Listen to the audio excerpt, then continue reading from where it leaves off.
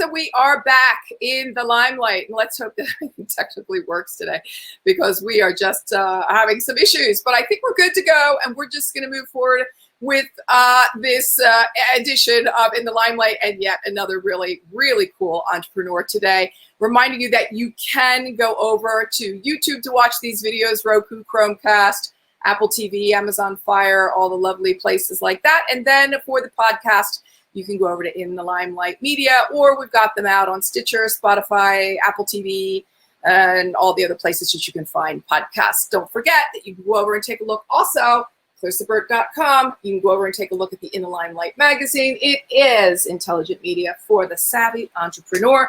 We've got a new drop coming up on in the middle of October with the new edition and the brand new first time in the world for digital publication.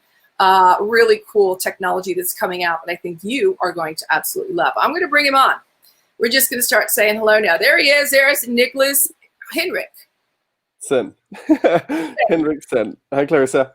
It's better than Heinrich. I said it right this time. Okay, so Hinrichsen. Yes, of course. I knew that last week when this didn't work. Right. Why did I not know that this week? Hinrichsen, well, you are originally from Germany. We do know that. And then at a certain point, you came to the United States. You graduated, I think, in 2011 from Stanford, was it not? 13, yes. 11, I came over. 13, I graduated. You graduated, yeah. And then you, through Y Combinator, you did this really cool thing where you raised some money. And it was like the tune of $10,000, which was venture funding. And then you and your friend, Chris Coleman, pulled together a company that was called Calypso. Tell us about Calypso. Correct. So it was $10 million, not $10,000 we collected. $10 million. You are absolutely right. You know, we wouldn't have gotten very far with 10,000. You're like my fifth interview today. Fried. Okay. $10 million. Of course. Forgive me. Of course, it was $10 million. No worries. So I moved to the US in 11 to go to business school. Met Chris at Stanford. Chris is a huge car enthusiast. His first car was a DeLorean, the one from Back to the Future. He actually this morning called me from the DMV station telling me that his kid car qualified and now he has a VIN and is allowed to drive his kid car in the street. So that's the extent to which he loves cars. Okay. All our classmates asked him for advice how to sell a used car after we graduated. And that's how we slipped into all of a sudden becoming used car salespeople with a Stanford MBA degree. Right. And then our professors and lecturers heard and found out that we were selling cars and were really intrigued by what we were doing.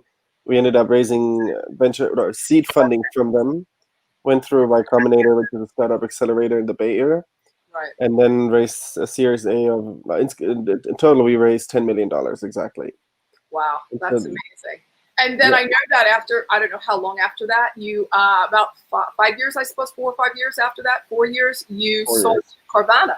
Correct. So what we ended up doing is we built this business where we would, initially I would help you, Clarissa, sell your car to somebody else, but we pivoted the model and stopped working with private sellers and instead focused on institutions. Institutions have much broader selection, wider and deeper inventories. Right. And are also slightly more rational around the value. They're a little less emotionally attached to their vehicles. And so that became a really good business. We scaled it to slightly north of 150 cars a month. Right. And then we asked ourselves, should we raise a Series B, another venture round, or should we figure out if there's other opportunities to maximize the value for the company? And that's when we started talking to our friends at Carvana, compared notes and realized that we had built something that they found really intriguing. And instead of trying to build two companies separately, we decided to sell our company to Carvana. Right. And I think I remember in our last chat that we tried to have, and it really happened, was that you were talking about fleet cars. You were talking about, I think, rental cars. Those are the kind of cars you're talking about that, don't really have that sort of emotional value attached. So, exactly. Yeah, cool. So then you made the deal with Carvana, which is amazing. I know we have one here in Phoenix that I see frequently on the highway. And the original concept to me looked really strange, And then I went, you know what? I really don't like going to the dealership. It's not a fun experience at all. And I think that that's probably one of the really cool things about Carvana. And I know that you also moved forward with, I think you were started to consult with them in some way. Yeah, so we got into the car space because we really wanted to change how used cars are being sold. We wanted to build something like Amazon for used cars, e-commerce. Right. And so we got to a certain level, but realized that in order to take it all the way, we were missing two ingredients. Number one, we required a lot of physical infrastructure. We thought it's a heavier software business, but we learned, and this is just how these businesses go, we learned that you need a lot of physical infrastructure to transport and recondition vehicles. Yeah, yeah. Number one. Number two is we noticed that we couldn't serve a large portion of the market, people with credit scores below 700. Because if you're a new dealership, you only really can work with credit unions. They only accept prime credit. And the majority of the market is not prime. The majority of the market is below 700. And in order to cater to that segment, you actually need to build a slightly different business. Carvana is fully integrated, which makes the experience so awesome. You can get financing in by the car from the same vendor. And those were superpowers we didn't have. Yeah, absolutely. So I think you've moved forward now with Clutch, which is another really cool concept. And that's refinancing, which I had never heard about before. I didn't even know it was possible. Exactly. To refinance your car. Is it something you created? Did you find the need? And how did was it the chicken and the egg, or the egg and the chicken first? The chicken and then the egg.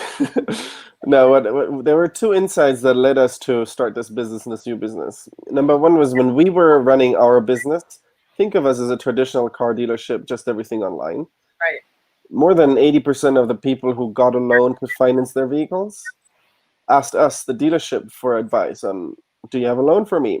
And so that's counterintuitive, because usually people don't trust dealerships. Sure, of course. And haggle and really are very skeptical. And then once that part of the experience is over, all of a sudden they extend a lot of trust to the dealership, referring all these financing and insurance products to you. And so as a result, dealers are incentivized not to give you the loan with the lowest rate, but they're incentivized to give you the loan that pays the dealership the highest referral fee. So the day you buy a car, you could actually already refinance it and save a couple of $1,000s. Wow. Just there's a lot of money in the financing. Insight number one. Insight number two, and that we learned throughout the 7 years in the car space, people with non-prime credit, so if you have less than 700 credit, and you make your payments 6, 12, 18 payments in a row, you improve your credit a lot. You migrate in credit. Sure. And if you migrate in credit, that means if you were to apply for a new loan, you would qualify for a much lower rate than the original rate on the original loan. Yet nobody offers you to refinance your loan and lower your rate, because the incumbents, the lenders that are out there, it's not good for them. They get their loan through the dealership. They're happy with that distribution channel, and then if they refinance their own loan, they let you make less money. It's been done for a while. The problem is it's really inconvenient to do it unless you use technology to do it. Yeah. So, and this is where it's relatively new with Clutch, isn't it? Exactly. So we stayed on for 3 years with Carvana, which was incredible. Obviously, what an experience. And then Chris and I went on and left in June to start the new business. And the new business really is a digital platform to refinance your auto loan. Means he goes from very few clicks to a firm credit offer, Right. and then we'll take care of all the paperwork. Wow. We went out. First thing we did was talk to investors, the same ones that we raised our previous capital from, and asked them if they want to get involved. Right. We're about to close a funding round, and we started building the product. So if you go to the website, it's www.withclutch.com. Right. You can refinance your auto loan in a few clicks. Yeah, it's really cool. And if I go over here, I can see, first of all, you just submit an application. It's like 3 steps. You submit an application, boom, done. Then you choose the best option. Do they do that with you? You guys work together with them? Yeah, correct. So we are not the lender. We're not a bank. And the reason we're choosing not to is because lenders in the car space are very good at what they're doing. They're just not very strong at acquiring customers. Right. That's why they heavily rely on dealerships. Right. And so we're a marketplace between the customer and the lenders. Yeah, and this can all happen within like 24 hours on a good day. Less than that, yeah. Wow, that's really great. So, and then you have down here auto finance topics like, there's protection products. What's a protection product? Yeah, so when you buy a car, you actually sign 6 contracts. You just don't realize. You buy a car, you trade in your old car, you finance the car. Yeah. You have your extended service plan warranties, you have your gap insurance, and you have a car insurance. Right. And so the wedge into the market is refinancing. That's how we want to acquire customers. But once we help you in refinancing, there's a lot of other conversations we can have with you, be it around how to save money on your trade. Next time you want to trade it in, how to Right. maximize the value, understanding your tax benefits if you trade versus sell, Right. taking a look at your protection plans. Are you still under warranty? If not, should we extend it? Are you overprotected because the dealer sold you something you didn't need? Indeed. Right. And so the relationship we want to build with you is similar to the relationship Credit Karma has with you. Most Right. Americans are in Credit Karma and check their credit regularly. And so we want to build Credit Karma for auto karma. Right. That's cute. Auto Karma. Are there car brands that hold better than others? I'm going to say yes, but I don't know. You mean vehicle? Yeah. So actually we see something very interesting. We see there's two dimensions where we see something that we didn't expect. Number one, people with challenge credit, those are the people we can help most, drive very specific vehicles. They usually drive Hyundais, Nissans, Kias, some Volkswagen, specific Ford models. And so when we dug deeper, we realized these are the vehicles that maintain their value best. Yeah. So they don't depreciate very quickly. The reason that is important is if you have a high interest car loan, in the beginning, you don't pay off your principal, you pay a lot of interest. And so you will have what's called negative equity. The Sure. quicker the car depreciates, the longer you have negative equity. Right. And the better it keeps its value, the sooner you can refinance. So what would be like the worst car brand that you really love? Any German car, really. Like, they're good before you buy them. I had the Porsche Cayenne once. It was great, but every time something went wrong, it was, I had to take a mortgage out on my house, Yep. So, I mean, they're great cars. They're the best cars on the planet. But yes, they That is definitely, true. I know No, they that's true. depreciate quickly, and they're They very do. costly upkeep. Yeah. So that's awesome. Where do you see with Clutch now with, in the next 5 years and in the next 10? Yeah, no, so there's two really interesting trends or pieces of momentum we're seeing right now. Number one, due to the pandemic, people lost their jobs and they're starting to run out of their stimulus checks. And so they're starting to be creative around how to get cash before they find their new job. A very creative way to access cash is to access the positive equity in your car. So if you have a car loan, you make payments, you likely have positive equity. Wow. Yeah. It's basically like taking out another mortgage. It's taking out another loan on your car. Yeah. So that's a momentum that we're seeing and feeling, number one. Number two, all these people that lost their jobs and had to skip a credit card payment or two have a lower credit now than they had when they still had a job. Yeah. Yet in order to find a new job or because they want to avoid public transport, people are buying cars now more than ever. And so we see a lot of people enter suboptimal loan agreements, and we foresee them to be making payments just like they used to. 12, 18 months down the road, they're perfect to qualify for refinancing. So we see two big waves of momentum for people who want to refinance. Wow. So obviously, you're a stellar entrepreneur.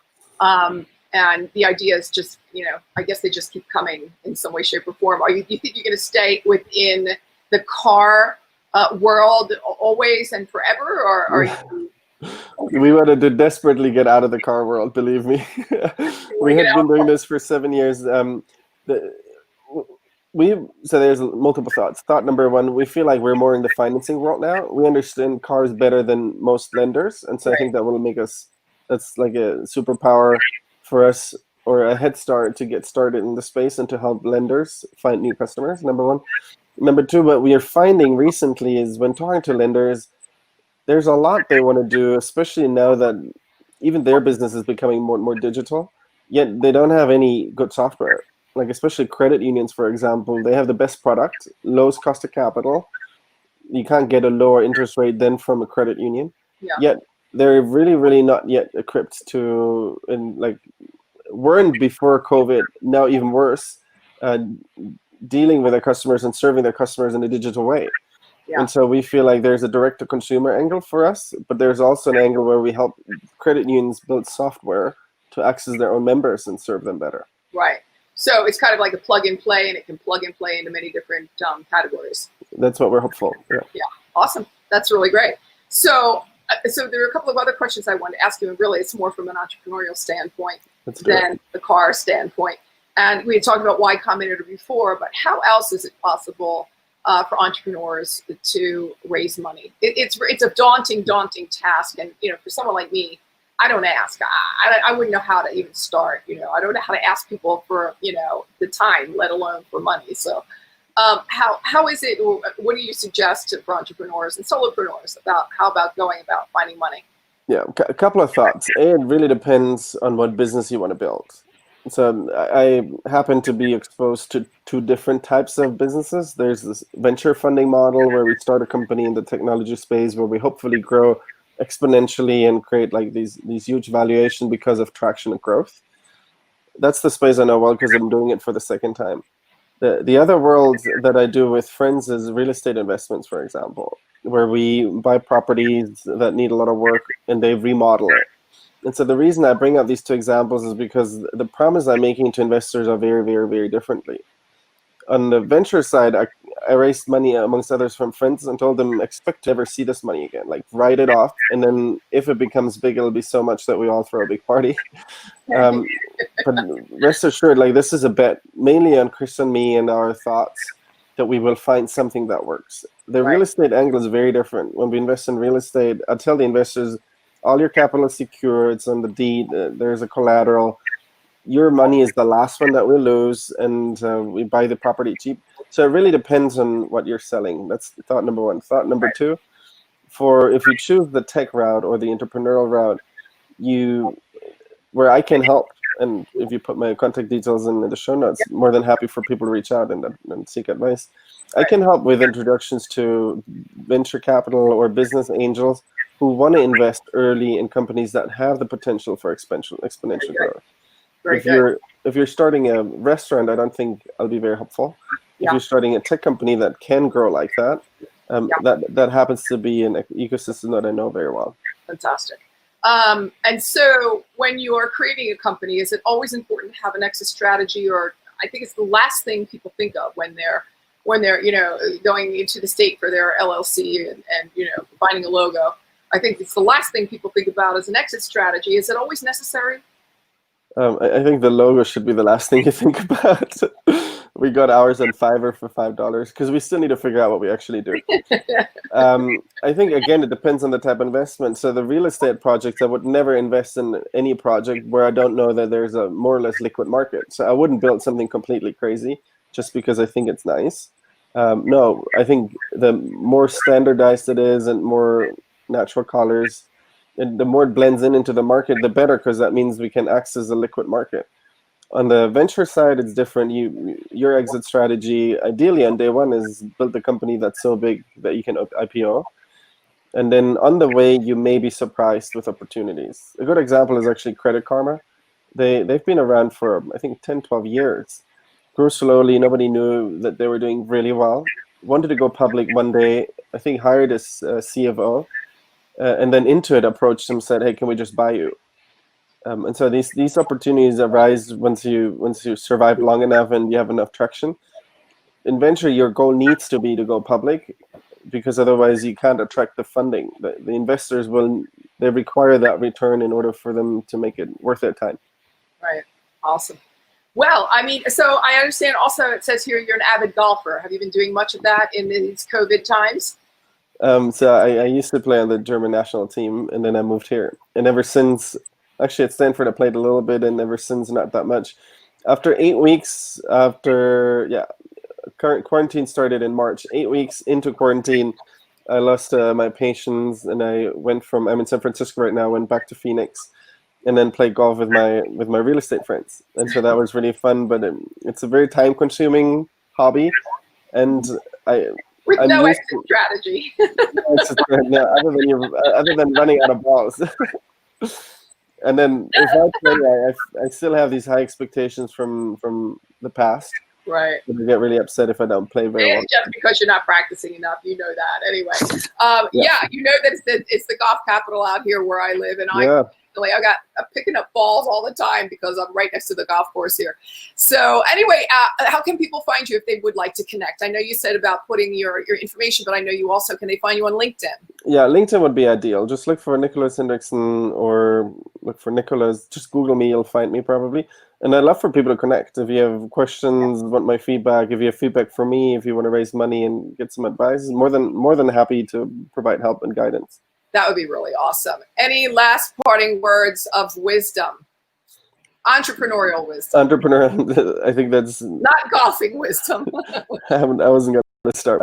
No, I think entrepreneurship is an interesting one because it's like a loaded word, and people don't know what it actually means. I think an entrepreneur is a person who just gets going, starts something, even if it's a small project, trying to make revenue from an activity, and then if you do that, you'll be surprised how much you learn about things you didn't know. And if you savor surprises, you end up building a big business. So the most important thing is to get started. Yeah. One of the things I always say is if you didn't want to work a 9 to 5, be prepared to work 24/7. So with that having been said, don't go anywhere while I say goodbye to everybody. And I thank Nicholas Hinrichsen for being with us again today, because we tried this last week and it didn't work technically. So thanks again for your patience, Nicholas. Everybody, we're going to be here next week again with another extraordinary entrepreneur. You know the deal, here in the Limelight. Talk again soon. Bye. Thanks for listening to this episode of the In the Limelight podcast, intelligent media for the savvy entrepreneur. You can listen to this and all of my podcasts on Apple Podcasts, Google Podcasts, Stitcher, Spotify, Pandora, and Inspired News Radio. You'll find all of my videos and the In the Limelight digital magazine on clarissaburt.com. And don't forget to connect with me on social pretty much anywhere. Stay well until we meet again in the Limelight.